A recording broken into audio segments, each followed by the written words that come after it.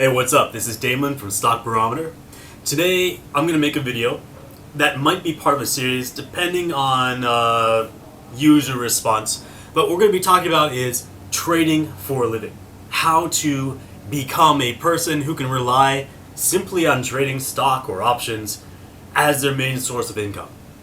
Now, I came across this, I became this way. I do have side ventures, of course, but I can rely on trading as my main source of income based on an accident that happened to me. Not really an accident, it was the course of good trading plus something I just figured out one day when I realized that I was withdrawing about $2,000 from my brokerage account every month for living expenses, but my account size didn't shrink. It was staying the same. So I originally started out with some amount of money in that account. I used that to trade options.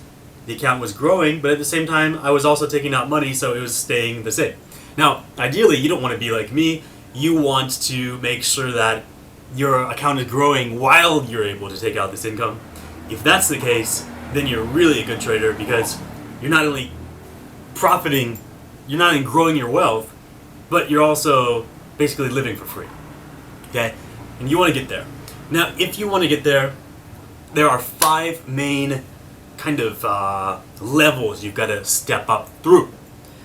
And it's not really a hard process, but first of all, you got to realize 2 things. You need 2 types of mindsets installed in your brain before you can actually become a, what's the proper name for this? A full-time trader is not right because you're not necessarily trading full-time.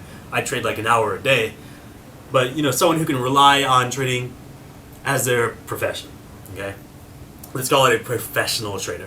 If you want to be a professional trader, you need to understand 2 things. The first is that trading is a competitive game. It's like a sport. If you have 2 teams in a sport, one's going to win, one's going to lose. For most trading, it's the same. If someone makes a winning trade where he profits, someone on the other end of the trade lost money. This is especially true in things like Forex, where you are buying a currency of one country, and that other person is buying the currency of your country, for example.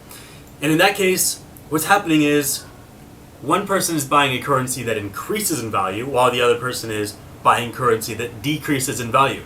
On one side there's a winner, on the other side there's a loser. That is the first thing you must accept. If you are a person who likes win-win situations, trading is not for you. You're not making any huge benefit to society by trading. The second thing to realize, sorry, I'm drinking a beer here.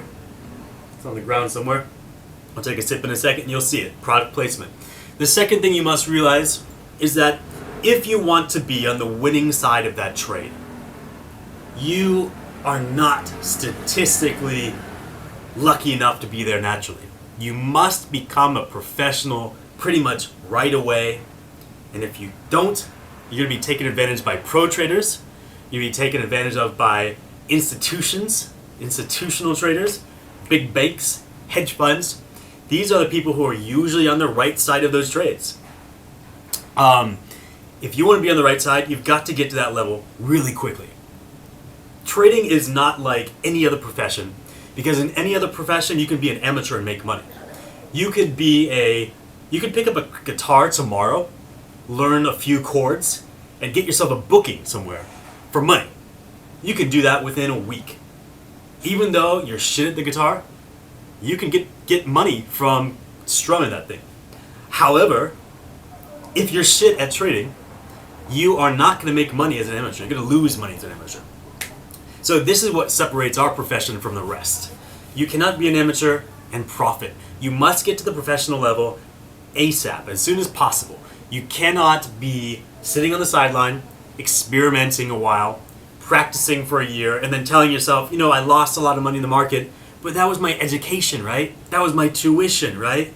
Don't be like that. Lots of people say that. My point here really is this.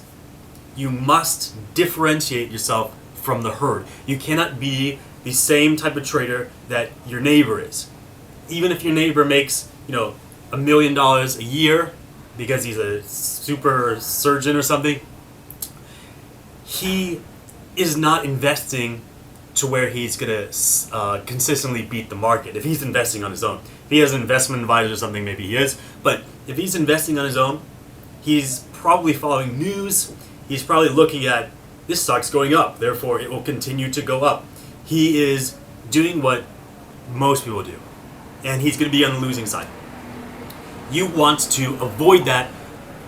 Whatever you need to do to avoid that is up to you, but you must find a way to where, as an individual trader, you're not trading like the average individual trader. You must take a risk in life by finding a trading strategy that works for you and works specifically for you. It's not something that you can teach to a general audience. Which brings me to my third. It's my fourth point. Okay, brings me to my third point. Here's my third point. The source from which you get information on trading should not be, if you want to be successful, from something for the general public. If what you're doing is you're picking up a book on trading, or you're going through some sort of financial course in your university, and you're taking these trading ideas and implementing them, you're not going to be making money. I'll give you one reason. Imagine the book that you're getting information from. Why is that book out there? How did that book get into your hands? First of all, someone must have written that book. Now, is the writer a professional trader? Possibly. A lot of people say, okay, here's something I'm going to bring up that is brought up quite a bit. If you are a professional trader, why are you doing other things to make money? Why are you writing books? Why do you have a course? Why do you have a newsletter, right? These are questions that can be answered easily in the trading profession, because trading, unless you're doing Forex, trading only takes place 8 hours a day on the weekdays. What do you do with your other time, right? If you're a person who really likes to make money, you've got to maximize that time. So I'm not saying that all books on trading are written by amateurs. A lot of them probably are. But even if a book on trading is written by a professional, realize that that book, before it gets into your hands, has to pass through a series of editors who are more or less watering down the content. Even before that, though, in the trader's mind, as he writes a book, he has to think, is this going to be suitable for a general audience? He's not going to put in the book if he realizes this strategy works for me and only me. And it might actually work for you and only you as well. You might be similar to this trader. And if he had told you that strategy, you might be super profitable by now. But he's going to give people what they want to hear. And the editors are going to take out some portions and also make that author write what the general audience wants to hear. And finally, the marketing team is going to accept a book proposal based on whether it's what the general market wants to hear. They're not going to accept a book that is a very specific trading strategy, that's a very niche market that might only work for professional traders who are already professionals. They want a book that can attract, the average Joe who has an extra, $25,000 in his bank account and wants to put it in some sort of investment. So when you pick up a book, it might be full of useful information on trading, but it probably won't work for you if it also works for the general audience. Remember, we want to differentiate ourselves from the herd. So my advice for you is this is step 3 now. Okay. So my advice for you is find a trading coach or even hire an investment advisor to look at these things you've taken out from your course or from that book. These ideas that you've gotten from whatever material or even in your own head. Don't implement them right away. If they're not tested, they are highly unlikely to work. Ask your trading coach, ask your investment advisor, would this particular strategy work for me? Would it help me meet my own individual goals? Without that interaction between you and a professional, you're pretty much scrambling to figure out what's going to work for you. And what's going to happen if you don't have some sort of mentor is you're going to lose a lot of money making mistakes, as I have in my past 6 years of trading. my first 5 years were probably all mistakes. Most of them were mistakes from my standpoint at present. So you need someone who has experience to tell you, yes, this strategy works, but it's not going to be suitable for you. Okay?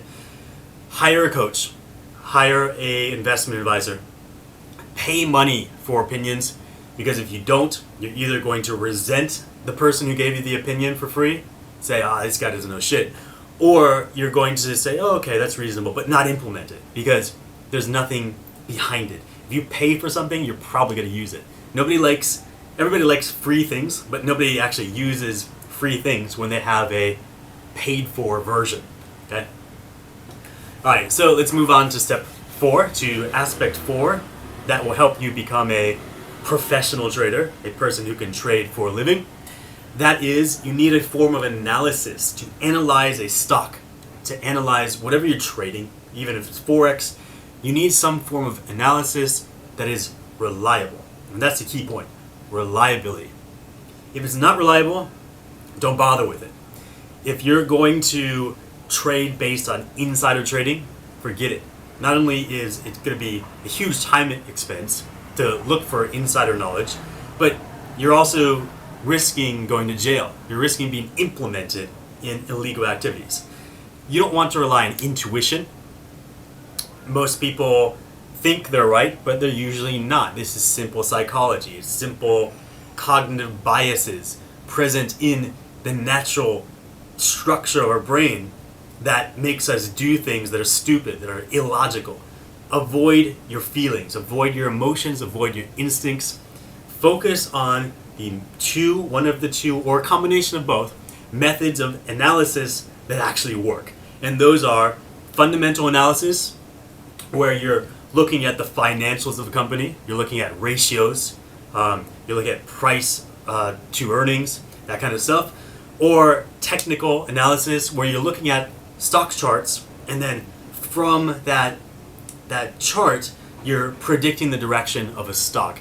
Those are two methodologies that actually work at successfully predicting stock direction or Forex direction. And those are the only two you should rely on. Don't rely on anything else. If you rely on anything else, you may as well be flipping a coin. You may as well go see your local fortune teller and ask her whether Google is going to go up or down. Okay? That's aspect 4. Aspect 5 is a pretty broad aspect, but it's avoid whatever is bringing losses, whatever can bring losses to your trading career. And mainly, I would say this mainly is, the big one is emotions. The smaller one is commissions. Commissions is a natural part of trading. You're going to have to pay commissions no matter what. Your best bet is simply find a broker who has the lowest commissions for whatever you're trading. Stick with that broker. Forget about commissions. Don't worry about it anymore.